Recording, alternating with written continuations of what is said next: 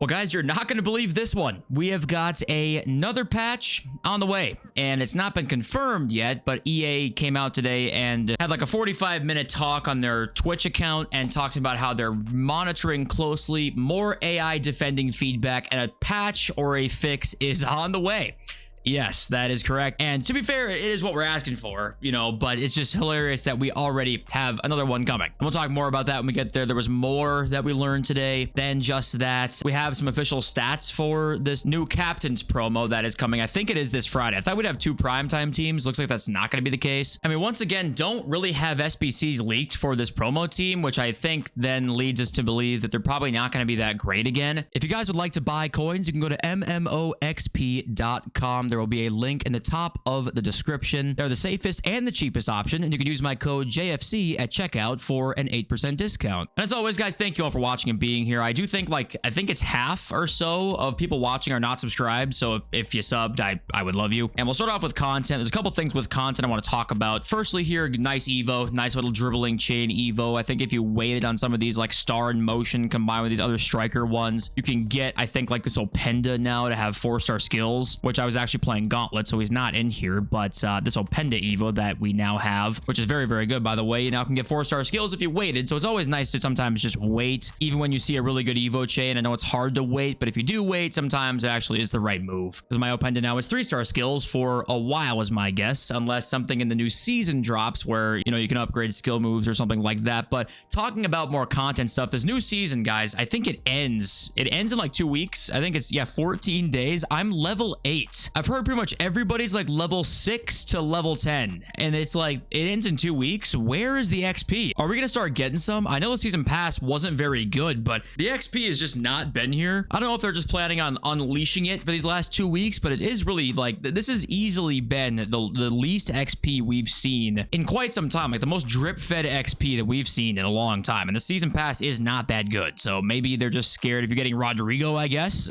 Your premium pass owners, which I didn't even buy the premium pass. It's probably the first season pass that I'm not gonna buy. Honestly, I don't think I'm gonna buy this. I really don't. But anyway, that's beside the point. Just really drip fed XP this season, it seems like. I'm relating now back to some more SBC stuff here. We just don't have any leaks right now for SBCs for the most part. And today we got Davinson Sanchez, who's like 100k, and this card with the links not being so great. No playstyle plus. I know we can get one obviously with upgrades. You can get a +2 overall, but 100k for this card, while Van Dijk's like 50k or whatever, and Saliba is, you know, however expensive Saliba is. It's like, it's a little pricey actually when you really think about it here, and you do wonder if we're getting an expensive SBC here that you wouldn't really expect to be expensive. Plus now we're seeing not really many SBC leaks for the past 2 weeks. Are they trying to steer away a little bit or take a little break from SBCs a little bit? I don't know. I don't know what to make of any of it. But okay, let's move on now to our leaks and news part. And the first thing we will talk about is this tweet from EA Direct here saying they were going live today to talk about this new update at 5 p.m. GMT, 9 a.m. Pacific time, and I watched the whole thing. It was like 40 minutes long. There wasn't a whole lot in here really. They start off with FUT Economist, and FUT Economist just talks about the new changes they made with objective tracking and some more quality of life stuff they've been doing. Here's the objective tracking stuff here. I was trying to find where they go and talk about the evolutions that you can now preview. Yeah, here it is. I'm gonna go full screen so you guys can see it. So I don't know. I was trying to like hear what he was saying about if it's gonna show you like full on Evo chains you can do like on FUT GG or FUT Bin, if it's that in depth, or if it just kind of shows you an evolution that you can put your card into. The way he made it sound was that they're going to show you evolution paths, like plural, and to show you chains that you can make with each card. If that's the case, then that's cool. But here it is on the wheel right here, the little evolution tab. And then people started freaking out because they saw this, and it says apply recommended consumable, and it's a position modifier that says left back to left wing back here. And everybody said, wait a minute, why is that in the wheel? That's concerning. Are they hinting towards something here? Well, FUT Economist actually did clear this up, and he says here, we should have caveated on stream that those images are just mock-ups, and when the mock-ups were created, the old radial menu was accidentally used. Don't worry, position change items are not coming back. So that was cleared up pretty quickly by FUT Economist, the man himself, and that's not too surprising. But that was kind of all they talked about, really, not a whole lot in here. And then we got to the gameplay guy. So they bring in Bogdan, who we've heard from a couple times before, I think, on certain podcasts and certain places. And I play clips here, but it's not that interesting. If you want to go watch it, you can. He basically highlights a few of the changes they made in the previous update, which you knew about already. The AI's not tracking as much on the edge of the box. He did say that was a step in a less AI defending direction, but then later on down here, one of the last few minutes, I think he talked about how he and the team are seeing all the feedback around AI defending and that there's going to be a change soon. He said they just released the update and there's already an update coming up in not too long from this point where they're trying to really work on the AI defending and trying to figure out a way to not have it be as prevalent is what they said. What I think we can take from that is that they're trying to figure out a way for it not to be crazy while also not being super punishing for the new players. I think that's what I'm sure he's trying to like allude to without saying it probably. But yeah, that was pretty much that. And this brought up the whole debate of like more updates, you know, what are we doing here?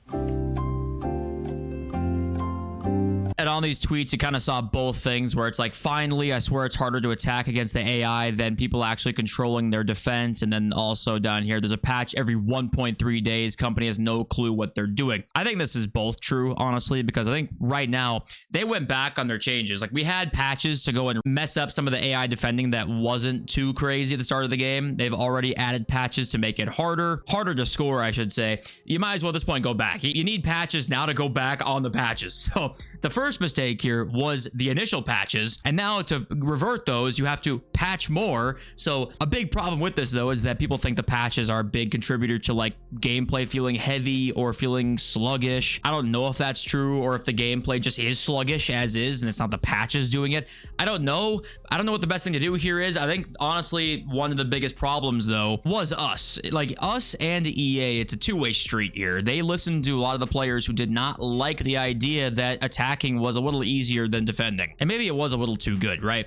But like I said in yesterday's video, I think sometimes we got to be aware that maybe that's okay, and if we allow EA to change something, it's going to be over the top. We know it's going to be over the top. They did change it. Now we're kind of back to what AI defense has been for 7 years now, and now we want it to go back again. Well, it's like, yeah, I'm not surprised by that. And now EA is just kind of listening to what we're saying here. And I think two things are true at once. I remember Fuji said earlier this year where he was like, do you guys not have confidence in your game to stick with it and hold out or whatever? The problem with that is something like last year could happen where the gameplay sucked for months and they just stuck with it. There were some changes to try and fix some things, but from September to the beginning of January, the gameplay was bad and they stuck with it and they lost players because it sucked. They made the patch, I think late January, players came back. They liked the gameplay. They don't want to have that happen again. They listened to us right away. Now we're saying, oh fuck, go back. So this is a problem that extends from EA's problem last year, or they didn't listen to us.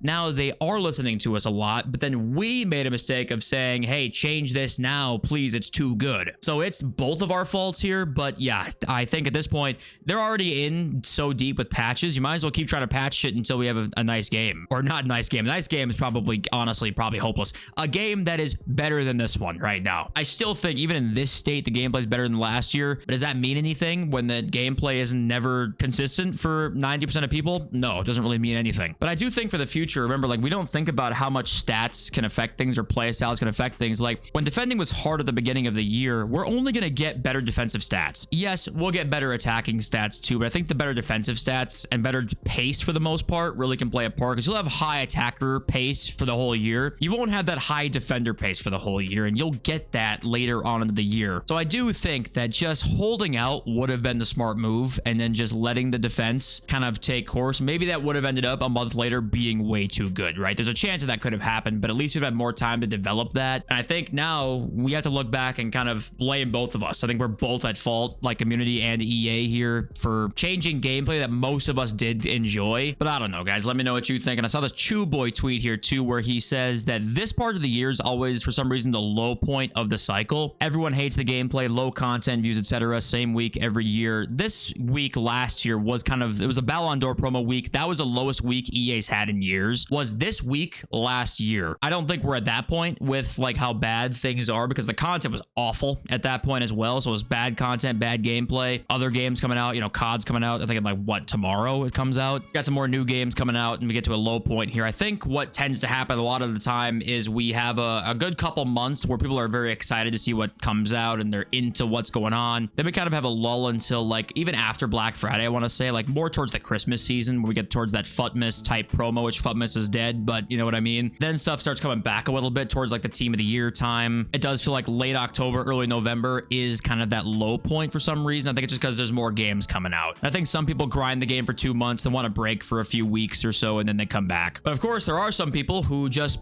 are done when they see that the game isn't very good. Again, another year, and then they quit. You know, that also happens too. Let's check out some official captains card next here. And apparently there are a lot of cards coming, like more than in usual promos, it looks like. Keep that in mind. I don't know why, but okay. We got Van Dijk captains, anticipate plus 78 pace. What is there to say about this card other than if you're playing against him, I don't know, leave the game. We've got Payor official stats here next, and apparently this might be a Claudia Pina clone, depending on the weak foot. She has 3-star base. She had 3-star in this. It kind of sucked, but low driven plus, 88 pace, 89 shot, 89 dribbling. People loved her at the start of the game, and now she's back again, this time with low driven plus, which is very, very good. Next up, Ronaldo's captain's card here, low driven plus, 83 pace, 92 shot, 84 dribbling. It really is pretty damn close to his cornerstones card when you look at it. Can we actually compare the two here? They can't be that different, right? Let's see, plus 1 pace, 1 shooting, 1 passing, 1 dribbling, 1 physical. Okay, so it's just literally they shoehorned him in. I mean, I know he's a captain, obviously, but yeah, kind of funny that it's like the same card basically as his cornerstones card here. Martin Odegaard is next. 83 pace for Odegaard is awesome. I really liked this card. He just was a little slow at the start of the game. You could kind of tell he was a little slow. So 83 pace is nice. 83 shooting, 90 passing, 88 dribbling. He should be pretty damn good. Next up, Mbappe. Why am I showing you this? I don't know. He's finesse plus now. I guess that's something, but yeah, I'm assuming also that should be 93 dribbling, not 83 dribbling. Moving on here, Di Lorenzo, jockey plus, 88 pace, 84 defending, 84 physical. Also a great starter right back card, and he's got good physicality, so that should be a nice card. And I think we still have a couple more to look at here. Yes, we got Szoboszlai, and Szoboszlai is ping pass plus, which honestly, there's not a whole lot of ping pass plus players, and they're so good. Like, I love having them in my team, honestly. 83 pace, 87 shot, 87 passing, 87 dribbling. Really nice card for him there. It'll be nice if you're rocking the 4-4-2 with the playmaker. He looks like that, you know, great center mid that you're looking for. And lastly here, we got Lewandowski, who's got 80 pace, 89 shooting, 86 dribbling, 86 physical, finesse plus for Lewa, which is nice because his base card has chip shot plus. But yeah, that's all we got for official stats right now, and no SBCs. So I'm going to assume that it's not going to be great, which means it's kind of 2 weeks here of not crazy player SBCs. But I think the rumor is that the icon picks, because they're captain based, should be pretty good. That's I think what FIFA Trading Romania said, like good icon picks. So it's not like we won't have any player SBCs. Also, Højbjerg, I didn't see Højbjerg's official stats, but here they are. 81 pace, 86 defending, 84 physical. Okay, you know, kind of what you expect a Højbjerg card to look like. And last thing here I want to talk about is the BPM stuff. So if you guys don't know, there's actually a ton of players you can get in bronze packs and silver packs this week. Well, just basically for the next 2 days here, because today is Thursday, obviously. But during this promo, there's a lot of silver players in his primetime team and in team of the week too. I think last week there was like a 2 bronzes in team of the week, I want to say. I don't know if there was just 1 or 2. But anyway, the point is that there were some people on Twitter saying, like, if you're not doing bronze pack method, you're doing it wrong. You're missing out on so many coins and so much fodder and this and that.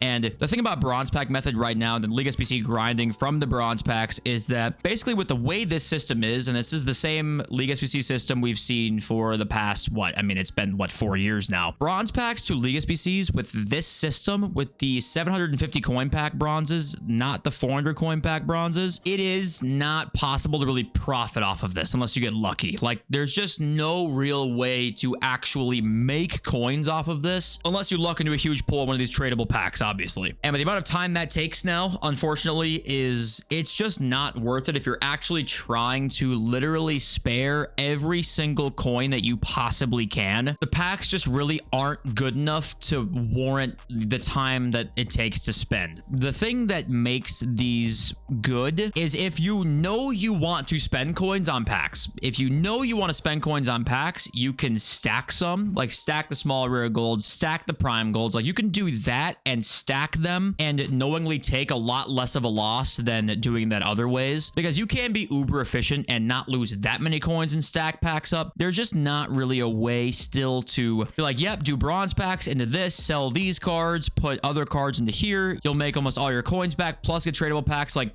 bronze pack method just isn't that anymore. Unfortunately, when they took away the 400 coin bronzes, yes, there's other things in these new packs that you can discard, but it's not the same, unfortunately. And I know that you'll see people on Twitter say these things that are not necessarily wrong at all. Like, the truth about these is that it's not about hitting a monster card. It's about stacking your club with 83, 84, 85 plus fodder, so every player SBC becomes way cheaper. This is true to an extent, but it takes a ton of time to just make things a little cheaper. That to me is like, is that worth it for you? If that is, great, right? And you can hit on a crazy card. You can. It's just more than likely you'll spend a ton of time doing it and you'll make things a little cheaper for you. Not anything too crazy, and it won't end up probably being worth the amount of time you spent into it. And it brings a bigger debate of like, the great things about the bronze pack method back in the day and the League SBC grind was that it did take time, but it was still worth it. And unfortunately, I just don't really think it is that anymore. That could change later down the line, obviously, when they change League SBCs. Like, I think it's in a week or so that they expire again. You know, they're subject to change, but as of right now, with them being the same, it is nice to get tradable packs back and stuff. You know, it's not the worst thing ever. You can stack packs up, but I've had some questions about like, hey, is there a way to grind League SBCs and make a profit right now? No, unfortunately, there just really isn't unless you get crazy lucky. But the market, I do think this might be a speculative thing to think, I guess, but if there's not great SBCs, I think we're going to see great Evos. And if we see great Evos, the market obviously is going to go down. So I talked about this yesterday, of course. I'm not interested in buying cards really at the moment. I still think that's the case. I do think, to remind you, you need to stock up on some cards. Like right now, 84s or lower that are attackers, or maybe even let's do midfielders. It's been a while since a nice midfielder Evo. This is just speculation, obviously, but go look at center mids, go max 84 overall, and then maybe sort by like total in-game stats, something like that. Like Marcus Llorente, he might fit in an Evo soon. Paqueta might fit in an Evo soon. Go find them now. If there's an Evo that drops and you know Gabriel Sara, you're going to want an evolution. If he's really good in that Evo, you're not going to get him. He's gone. He's extinct. Poof. You're not going to get him. Go buy him now. And also an investment, obviously, you know,